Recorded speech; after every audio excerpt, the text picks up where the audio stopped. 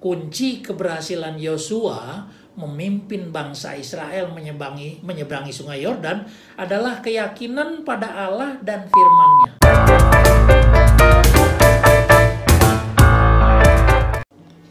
Shalom, selamat hari Minggu, salam sehat selalu, kiranya Tuhan Yesus selalu memberkati adik-adik teruna GPIB Ebenezer Samarinda.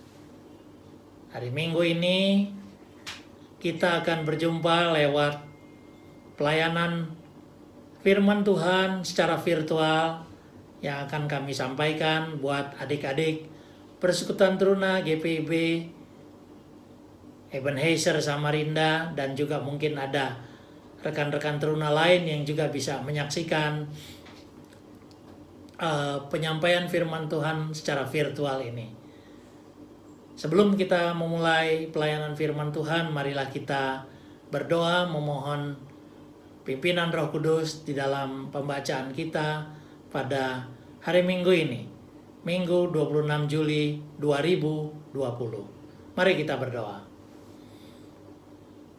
Bapa di sorga, dalam Yesus Kristus Tuhan kami, pada hari ini dengan segala kerendahan hati kembali kami datang sujud menyembah kepadamu, menaikkan pujian syukur dan terima kasih kami yang tidak terhingga kepada Bapa di sorga atas segala pengasihan-Mu, kasih setia-Mu yang tidak henti-hentinya boleh kami nikmati dalam kehidupan kami sehari-hari.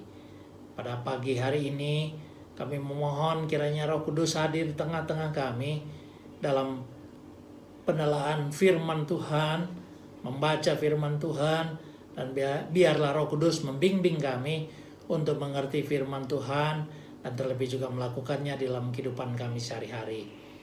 Berfirmanlah kepada kami, ya Tuhan, karena kami siap dan rindu mendengarkan firman Tuhan. Dalam nama Tuhan Yesus Kristus, firman yang hidup, kami berdoa. Amin.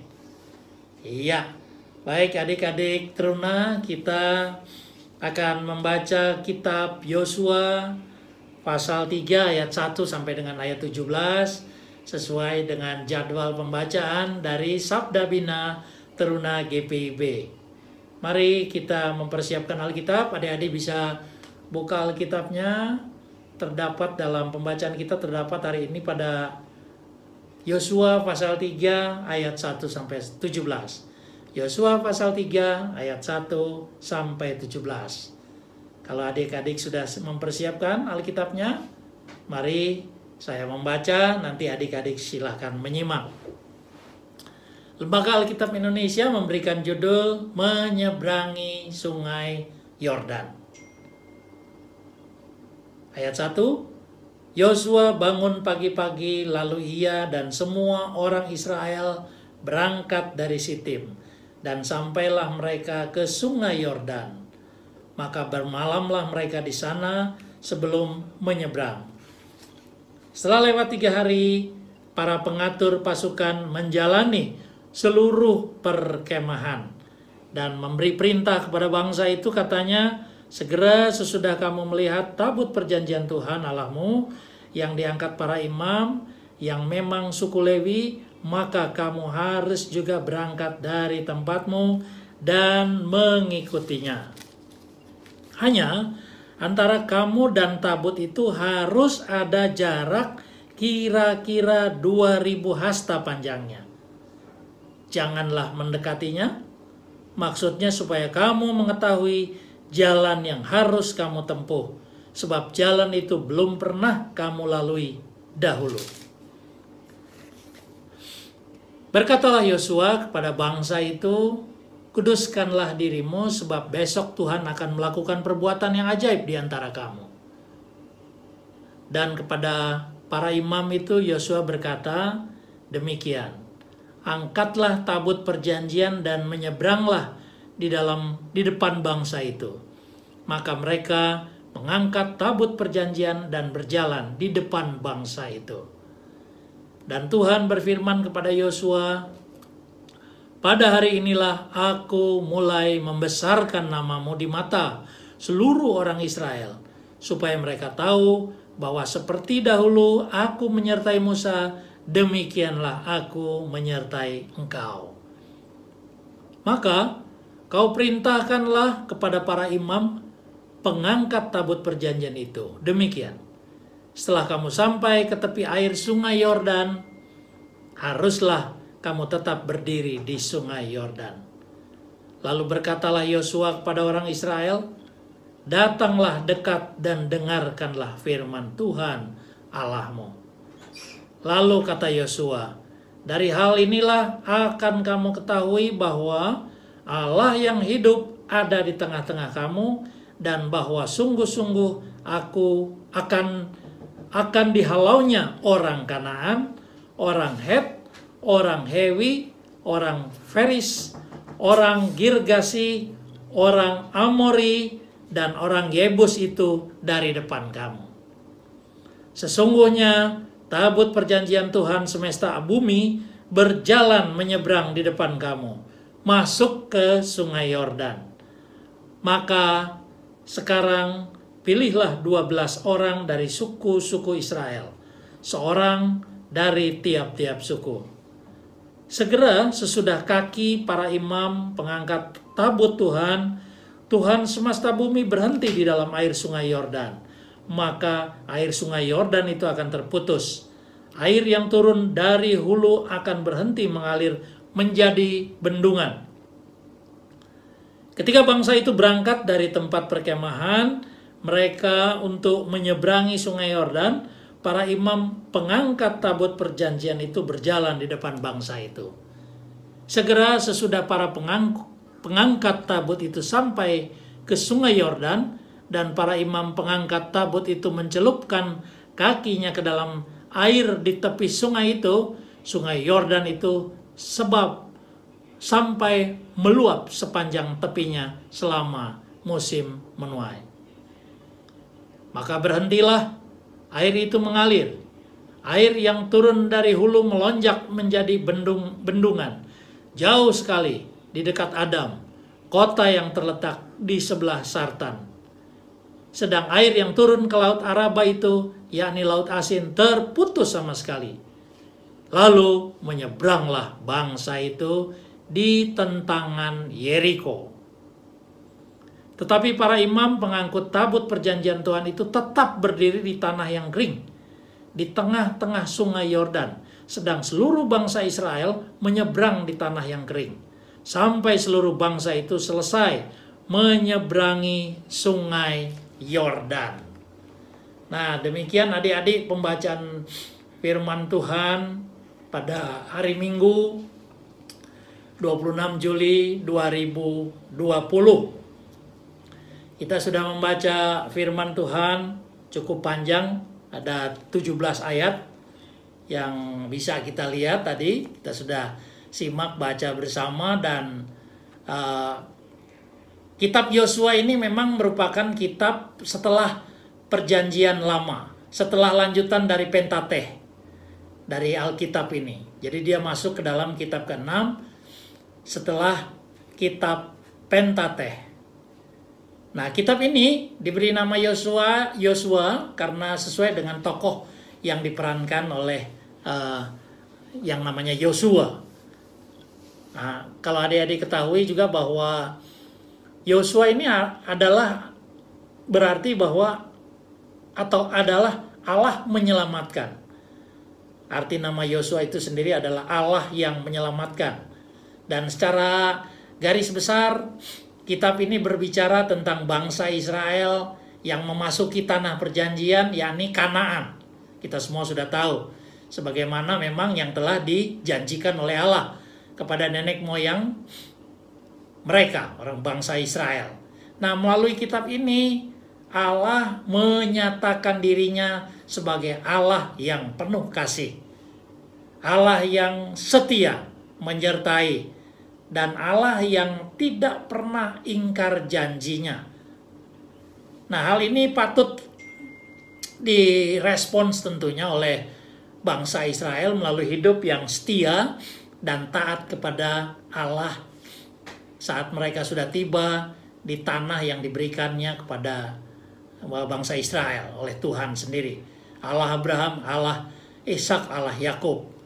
Nah, adik-adik teruna yang dikasih oleh Tuhan, Yosua bin Nun ini adalah keturunan Yusuf seperti kita ketahui. Ia hidup sangat amat taat dan setia kepada Tuhan. Ia juga dikenal sebagai seorang pribadi yang sabar tapi juga pemberani.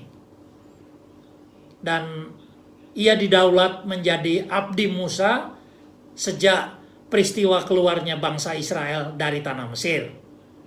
Nah, ketika itu Yosua berumur 30 tahun dan beberapa puluh tahun setelah itu Yosua berhadapan dengan peristiwa yang sangat menyakitkan karena ada kematian pada peristiwa kematian Musa yang dulu memimpin bangsa Israel, tapi dilanjutkan karena Musa meninggal, Musa dipanggil Tuhan, Musa mati, lalu Yosua lah yang menggantikannya. Nah, di sisi lain juga Yosua ini juga harus berhadapan dengan peristiwa yang dengan kenyataan juga dipilih langsung oleh Allah untuk menggantikan Musa. Nah, waktu Allah memimpin bangsa Israel lewat Musa, maka terjadi mujizat demi mujizat. Barangkali adik-adik teruna juga sudah banyak memahaminya. Kemudian diganti dengan kepemimpinan Yosua. Tadi saya sudah katakan bahwa Yosua ini adalah orang yang setia dan sangat amat berani, ya, pemberani. Nah, sebagai pengganti Musa, tentunya Yosua tidak tahu bagaimana cara memimpin bangsa yang besar ini seperti Israel, dan tentunya ada keraguan, ada juga kekhawatiran sebagai seorang manusia, bahkan juga kecemasan bisa juga menguasai diri Yosua. Nah, oleh karena itulah sebabnya tadi kita sudah baca bahwa Allah lebih dahulu menjamin kesetiaan penyertaannya kepada Yosua. Ya, dengan harapan bahwa Yosua tetap kuat karena ada janji penyertaan. Kalau kita baca di ayat-ayat yang tadi, ya, yang tadi kita sudah baca, atau kalau kita baca di pasal 1 dan seterusnya, kita juga bisa melihat di sana bahwa Allah memberikan jaminan kesetiaan dalam menyertai Yosua memimpin bangsa Israel masuk menyeberangi sungai Yordan. Karena Allah memang tidak akan membiarkan Yosua memikul tanggung jawabnya seorang diri, ya. Yang harus dilakukan oleh Yosua adalah sebaliknya harus tetap teguh, tetap kuat, mendengar dan mengikuti setiap petunjuk yang diberikan oleh Allah kepadanya dengan benar dan dengan setia. Kalau kita baca di pasal 1, tadi kita belum baca di pasal 1, tapi kalau adik-adik baca di pasal 1 seperti itu, demikian kita bisa melihat bagaimana Yosua diberikan arahan oleh Tuhan apa yang harus dia lakukan saat dia nanti akan menggantikan kepemimpinan Musa, membawa bangsa Israel masuk ke tanah Kanaan melalui menyeberang sungai Yordan. Tadi kita sudah baca bahwa luar biasa mukjizat Allah yang kita saksikan bersama lewat pembacaan kitab Yosua pasal 3 tadi, ya. Nah, tentunya tantangan Yosua sangat amat berat, berbeda juga dengan Musa, tantangan di gurun pasir, ya, di padang gurun. Tantangan Yosua juga sebagai seorang pemimpin yang pertama kali adalah tantangannya bagaimana menyeberangi sungai Yordan. Seperti juga kita ketahui bahwa bangsa Israel ini pernah mengalami kejadian yang serupa di bawah kepemimpinan Musa. Ya, kita tahu ya, Laut Tebrau bisa terbelah. Allah menolong bangsa Israel dan bangsa Israel keluar di bawah kepemimpinan Musa dari tanah Mesir, lalu harus menyeberangi lagi Laut Tebrau, dan Allah membuat luar biasa mukjizatnya sehingga orang Israel bisa melihat kepada Allah yang sangat amat berkuasa. Hal yang sama ini juga dialami oleh Yosua. Tapi menyeberangi bukan Tebrau lagi, tapi menyeberangi sungai Yordan. yang tadi kita sudah baca. Dan di situ jugalah sebuah peristiwa di mana bangsa Israel di bawah kepemimpinan Yosua bukan sekedar cuma tantangan memasuki Kanaan, tetapi bagaimana ini merupakan juga sebuah momentum pembuktian bahwa Allah itu sangat amat berkuasa dan Allah turut bekerja bersama dengan Yosua membimbing bangsa Israel masuk ke tanah Kanaan. Ya. Nah, kisah menyeberangi Sungai Yordan ini dimulai ketika Yosua mendapatkan informasi dari kedua pengintai. Tentunya sebelum itu ada dua pengintai, berangkat mereka ke Yeriko, dan kedua pengintai ini memberikan kesaksian tentang bagaimana informasi dan keadaan yang ada di Yeriko.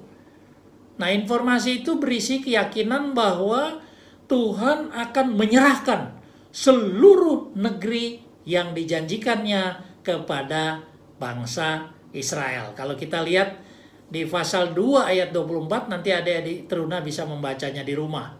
Ya. Nah, di ayat 1 tadi kita sudah baca, dalam Yosua pasal 3 ayat 1, kita sudah baca ya, ayat 1 sampai dengan ayat yang ke-6 ini. Di sana dituliskan memang bahwa Yosua bangun pagi-pagi dan membawa semua orang Israel dari Sitim ke Sungai Yordan. Yosua dengan segera melakukan pergerakan bersama bangsa Israel menuju Sungai Yordan. Mereka semakin hari semakin mendekati. Mulai pagi-pagi mereka sudah mendekati Sungai Yordan. Mereka mendapati pemandangan Sungai Yordan yang kalau menurut manusia mustahil untuk dilewati. Tidak mungkin. Tidak mungkin. Namun Yosua tidak tinggal diam dan tidak terlena dengan situasi yang tersebut di atas tadi. Ya. Setelah lewat 3 hari, Yosua segera memberi perintah kepada pengatur-pengatur pasukan seperti yang kita baca dalam ayat 1 sampai ayat 6 kita bisa baca di sana bahwa setelah 3 hari ini Yosua segera memberi perintah kepada pengatur-pengatur pasukan untuk mengelilingi seluruh perkemahan dan memberikan arahan jalannya arak-arakan menyeberangi Sungai Yordan itu sendiri. Nah, bangsa Israel harus fokus melihat kepada tabut perjanjian yang dibawa oleh para imam Lewi. Nah, tabut perjanjian adalah simbol kehadiran Allah yang penuh kuasa itu. Dan tabut itu harus diutamakan. Dan bangsa Israel diperhadapkan dengan kenyataan bahwa mereka harus segera berangkat mengikuti tabut perjanjian sambil menjaga jarak. Tadi dituliskan jaraknya adalah 2000 hasta. Nah, itu kalau kita perkirakan dengan satuan meter di kita itu adalah 900 meter. Jadi dituliskan tadi 2000 hasta. Itu lebih kurang adalah 200 atau 900 meter. Ya, 900 meter. Jadi harus ada jarak antara orang-orang yang Lewi ini dengan tabut perjanjian. Dan begitu pula dengan Yosua dengan bangsa Israel. Ya. Nah, hal ini sebenarnya memiliki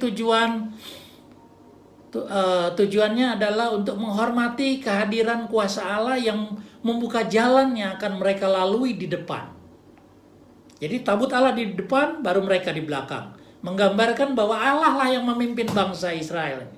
Allah yang berkuasa inilah Allah yang akan bertindak, melakukan sesuatu, melakukan mujizat, melakukan pertolongan sesuai dengan janji Allah kepada bangsa Israel lewat Yosua. Ya. Nah, selanjutnya Yosua memerintahkan bangsa Israel untuk menguduskan diri mereka. Dikatakan di sana di ayat yang tadi kita sudah baca, kuduskanlah dirimu. Karena pengudusan diri ini menjadi syarat utama bagi mereka untuk menyaksikan bahkan mengalami kasih dan kuasa Allah itu sendiri. Nah, karena tanpa kekudusan tidak seorang pun bisa melihat Allah dan tidak bisa seorang pun melihat karyanya. Kalau kita bandingkan nanti dalam kitab-kitab referensi lain, kitab Matius pasal 5 ayat 8, nanti kita bisa lihat juga. Ada juga dalam kitab Ibrani 12 ayat 14. Kita lihat bahwa manusia harus menguduskan diri. Manusia harus penuh dengan kekudusan, dikuduskan oleh Allah. Sehingga manusia bisa melihat karya-karya Allah.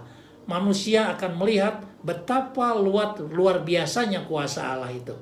Oleh karena itu, Yosua memerintahkan bangsa Israel untuk menguduskan dirinya. Kuduskanlah dirimu. Pengudusan ini tentunya menjadi syarat yang utama. Tanpa ada pengudusan, tidak bisa diizinkan oleh Allah untuk melihat kuasa ilahi itu. Nah, kepada para imam Lewi, Yosua menyuruh mereka untuk mengangkat tabut perjanjian. Ya, kalau kita baca tadi, angkatlah tabut perjanjian dan menyeberanglah di depan bangsa itu. Para imam memegang peranan penting dalam mengangkut tabut perjanjian. Dan mereka menjadi orang pertama, orang terdepan yang maju menghadapi sungai Yordan dengan penuh keyakinan kepada Allah. Ya, kalau kita baca ayat 1 sampai dengan ayat yang ke-6. Nah, coba kita lihat ayat yang ke-7 ya. Saya bacakan sekali lagi ya. Ayat yang ke-7. Dan Tuhan berfirman kepada Yosua, pada hari inilah aku mulai membesarkan namamu di mata seluruh orang Israel, supaya mereka tahu bahwa seperti dahulu aku menyertai Musa, demikianlah aku akan menyertai engkau. Di ayat 7 ini Allah menyatakan firman-Nya kepada Yosua. Isinya berupa penguatan akan peran Yosua sebagai pengganti Musa, selaku seorang pemimpin yang mengganti Musa. Nah, pada hari bangsa Israel akan menyeberangi sungai Yordan, Allah mulai membesarkan nama Yosua di mata seluruh orang Israel. Supaya apa? Supaya mereka tahu bahwa seperti yang dahulu Tuhan menyertai Musa, demikianlah juga Tuhan akan menyertai Yosua. Allah menyatakan dirinya sebagai Allah yang mengutus dan sekaligus juga Allah yang menyertai Yosua, sebagaimana yang ia nyatakan kepada Musa dahulu. Nah, melalui firman Tuhan ini, Yosua sangat yakin bahwa Yosua sedang menjalani pengutusannya dalam kekuatan yang penuh, yaitu dari Allah. Oleh karena itu, Yosua berani untuk memimpin bangsa Israel menyeberangi sungai Yordan yang mustahil untuk dilalui secara manusia. Tapi karena Yosua tahu bahwa ada penyertaan Allah, ada jaminan kesetiaan dalam perjalanan bangsa Israel, maka Yosua berkuat, dia berteguh imannya untuk tetap berjalan memimpin bangsa Israel. Ya. Nah, kita lihat lagi di ayat 8 sampai 13 di sana. Kalau kita baca ya, tadi kita sudah baca ayat 8 sampai dengan ayat 13. Nah, ayat 8 sampai 13 di sini ringkasnya adalah seperti demikian, bahwa berkat keyakinan dan ketaatan Yosua kepada Allah, maka Allah memberikan petunjuk yang rinci tentang cara menyeberangi sungai Yordan. Penjelasannya sangat amat rinci. Kita sudah baca di ayat 8 sampai dengan ayat 13, kita lihat di sana bagaimana dengan rinci Allah memberikan penjelasan bagaimana cara menyeberangi sungai Yordan. Ya, kita bisa bayangkan bagaimana kalau rincian ini tidak ada. Tentu Yosua akan gelisah, Yosua akan khawatir. Tapi secara rinci tentang bagaimana menyeberangi sungai ini sudah disampaikan dalam ayat 8 sampai dengan ayat 13 kita baca tadi. Nah, ini juga yang membuktikan bahwa Allah sungguh hadir di tengah-tengah kehidupan Yosua dan di tengah-tengah bangsa Israel. Allah yang hidup itu akan terus menghalau segala halangan ya, yang merintangi perjalanan bangsa Israel itu menuju Kanaan. Nah, semua itu menuntut kesetiaan dan kesediaan umat untuk melihat kedahsyatan Allah yang luar biasa itu. Jadi kesetiaan umat ini sangat amat penting sekali untuk bisa melihat bahwa semua itu telah dilaksanakan oleh bangsa Israel dan sungguh-sungguh mendengar dan mengikuti perintah Allah. Ya. Nah, kalau kita lihat pada ayat-ayat yang terakhir, ayat 14 sampai dengan ayat yang ke-17. Ketika bangsa itu berangkat dari tempat perkemahan mereka untuk menyeberangi sungai Yordan, para imam pengangkut tabut perjanjian itu berjalan di depan bangsa itu. Ya, tadi seperti yang tadi disampaikan. Di ayat 14 sampai 17 ini kalau kita ringkas adalah bahwa bangsa Israel berangkat dari perkemahannya mereka dan siap menyeberang sungai Yordan. Terjadilah kepada mereka seperti yang difirmankan oleh Allah, yakni ketika para imam mengangkat tabut perjanjian, mencelupkan kaki di sungai Yordan, bangsa Israel saat itu juga menyaksikan betapa dahsyat dan luar biasanya kuasa Allah yang menyediakan tanah kering untuk dilalui oleh bangsa Israel. Itu ayat 14 sampai ayat 17. Kira-kira seperti itu firman Tuhan ditafsirkan. Ada beberapa hal penting secara ringkas akan kami sampaikan bahwa dari pembacaan kita dari ayat 1 sampai 17 bahwa memang kunci keberhasilan Yosua memimpin bangsa Israel menyeberangi sungai Yordan adalah keyakinan pada Allah dan firman-Nya. Tanpa ada keyakinan pada Allah dan firman-Nya, mustahil mereka akan berhasil menyeberangi sungai Yordan yang mustahil dilalui oleh manusia. Yosua meyakini pribadi Allah yang hidup, Allah yang berkuasa dalam sejarah manusia. Allah yang menjamin penyertaan dan pertolongannya juga berlaku tanpa batas waktu. Allah yang setia, Allah yang tidak ingkar kepada umatnya yang dikasihi Allah. Keyakinan kepada Allah diwujudkan dalam sikap sedia, mendengarkan dan mentaati firman Tuhan serta melakukan firman Tuhan. Bisa dibayangkan kalau tadi Yosua dan bangsa Israel tidak mengikuti arahan dan perintah Tuhan, saya kurang optimis akan terjadi mukjizat di tengah sungai Yordan itu. Tapi yang kita lihat bahwa sungai dalam pembacaan Alkitab tadi, Alkitab menyaksikan bahwa orang Israel menyeberangi sungai Yordan dan Allah sendiri yang memimpin dan menyiapkan tanah yang kering untuk sebagai sarana untuk menyeberangi sungai Yordan yang mustahil dilakukan oleh manusia. Baik, demikian adik-adik teruna yang perlu kita harus camkan, ada beberapa makna Alkitabiah yang bisa kita timba. Yang pertama adalah bahwa teruna harus memahami bahwa Allah yang adik-adik sembah, Allah yang saya sembah di dalam iman adalah Allah yang hidup, bukan Allah yang mati. Allah yang hidup dan Allah yang hadir. Sekaligus juga Allah yang berkuasa. Ya. Jadi ada 3 hal yang penting bahwa teruna harus memahami bahwa Allah ini adalah Allah yang kita sembah, ini adalah Allah yang hidup, Allah yang hadir, dan Allah yang berkuasa. Itu yang perlu kita camkan dalam pikiran kita, dalam kehidupan beriman kita. Itu yang pertama. Yang kedua bahwa kita harus menyadari bahwa kuasa Allah itu nyata, ya, bukan berteori, bukan nyata. Dalam pembacaan Alkitab kita baca itu sesuatu hal yang nyata, realitas yang bisa kita lihat. Jadi kita menyadari bahwa kehadiran Allah dan kuasa Allah itu nyata melalui penyertaan dan pertolongannya dalam segala hal. Dalam kehidupan kita Allah menyertai kita. Allah hadir di tengah-tengah kita. Allah yang hadir itu adalah Allah yang berkuasa, menolong kita, memampukan kita untuk membimbing kita dalam kita menempuh studi kita di SMP ataupun di SMA.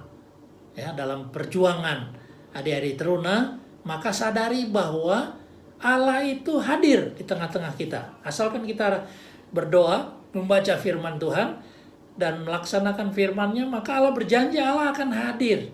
Allah yang mana? Allah yang berkuasa. Allah yang berkuasa ini adalah Allah yang akan hadir bersama kita dalam perjalanan hidup kita, dalam perjuangan hidup kita dalam menempuh studi. Ada jaminan penyertaan dari Allah buat kita semua, anak-anak teruna maupun pelayan-pelayan teruna. Nah, yang ketiga adalah bahwa kita perlu meneladani apa yang tertuang dalam Alkitab, ya, khususnya tentang Yosua. Ya, Yosua ini memang pribadi yang luar biasa, ya. Bukan banyak juga pemimpin yang tidak seperti ini. Tapi Yosua kita perlu teladani. Apa yang nomor satu yang harus kita perlu teladani dalam sikap Yosua adalah hidup dengan penuh ketaatan melakukan firman Tuhan. Satu. Dan yang kedua, tidak meragukan kuasa Allah dalam menghadapi setiap kenyataan hidup. Dalam setiap mendapatkan tantangan, maka Yosua tidak pernah gentar, tidak pernah ragu. Ya, di awal memang saya katakan bahwa dia ragu karena dia belum dengar arahan dari Tuhan. Tapi setelah dia dapat arahan rinci dari Tuhan, bagaimana memimpin bangsa Israel menyeberangi sungai Yordan masuk ke dalam tanah Kanaan, baru dia menyadari bahwa dia tidak perlu lagi ragu. Karena Allah yang dia sembah adalah Allah yang hidup, yang besar kuasanya. Asalkan kita setia dan taat, maka mujizat itu akan terjadi. Baik, adik-adik yang dikasih oleh Tuhan, kiranya berkat firman Tuhan ini boleh menjadi bagian dalam kehidupan beriman kita sehari-hari. Dan kami rindu juga sebenarnya berjumpa dengan adik-adik teruna secara langsung, tapi ya karena kondisi seperti ini memang kita tidak bisa berjumpa secara langsung, tapi mungkin lewat pelayanan-pelayanan secara virtual ini kami berharap, para pelayan-pelayan teruna berharap bahwa adik-adik juga bisa dilayani oleh kakak-kakak layan. Memang kita sudah lama ya tidak berjumpa, tapi kami berharap setiap minggu program-program pelayanan secara virtual ini bisa kita laksanakan, sehingga dengan demikian kita bisa berjumpa dengan adik-adik teruna di setiap hari Minggu pagi, seperti hari Minggu tanggal 26 Juli 2020 pagi hari ini. Kiranya Tuhan Yesus memberkati kita semua. Lalu biarlah Roh Allah menolong kita untuk memasuki kehidupan kita, mendapatkan pimpinan dan penyertaan dari tangan Tuhan. Haleluya. Sampai ketemu lagi di minggu yang akan datang. Salam sehat. Tuhan Yesus memberkati kita semua. Amin.